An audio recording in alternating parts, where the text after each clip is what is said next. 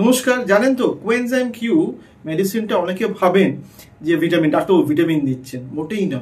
এটা একটা অ্যান্টিঅক্সিডেটিভ ওষুধ এবং এটা বিভিন্ন ধরনের, মানে বেসিক্যালি হার্টের প্রবলেমের জন্য এটা বেসিক্যালি আগে দেওয়া যেত। যারা কার্ডিক বাইপাস থেকে রিকভার করছেন খুব ভালো কাজ করতো এবং কাজ করেও।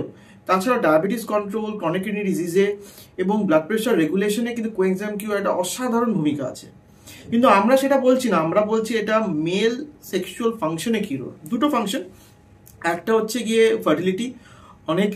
অনেক দেখা যাচ্ছে যে কম বয়সী যুবকেরা বিয়ে শাদী হয়েছে, আসছে না, সামহাউ ইনফার্টিলিটিতে ভুগছেন, প্রেগনেন্সি কিছুতেই আসছে না, কিন্তু যাদের স্পার্ম অ্যানালিসিস করে দেখা যাচ্ছে যে অলিগো অ্যাস্টেনোটেরাটোস্পার্মিয়া কিন্তু ভ্যারিকোসিল নেই, যাকে বলা ইডিওপ্যাথিক ওয়েটি সিনড্রোম। সেখানে কিন্তু এই তিনটে প্যারামিটার্স, অলিগো অ্যাস্টেনোটেরাটোস্পার্মিয়া, স্পার্ম হেলথ কিন্তু ভালো রকম ভাবে, আমি অনেক পেশেন্ট দেখি যাদের অ্যাজোস্পার্মিয়া, তাদেরও কিন্তু স্পার্ম পাওয়া গেছে আফটার কোএনজাইম কিউ অ্যাডমিনিস্ট্রেশন। এছাড়াও মেল যাদের ইরেকটাইল ডিসফাংশনে ভুগছেন, ঠিক এক্স্যাক্টলি ইরেকটাইল ডিসফাংশন না, যাদের পেনিসে পেন হয়, মানে পেনফুল ইরেকশনস হয়, পেরনে ডিজিজ হয়, তাদের ক্ষেত্রে কিন্তু কোএনজাইম কিউ একটা লাভবান এফেক্ট আছে।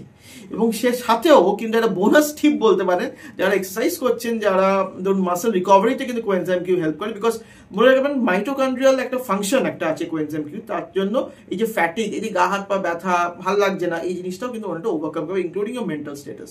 সো নেক্সট টাইম যখন আপনার অ্যান্ড্রয়েড ডাক্তারবাবু আপনার কোএনজাইম কিউ দিচ্ছেন, মনে রাখবেন এটা ভিটামিন নয়।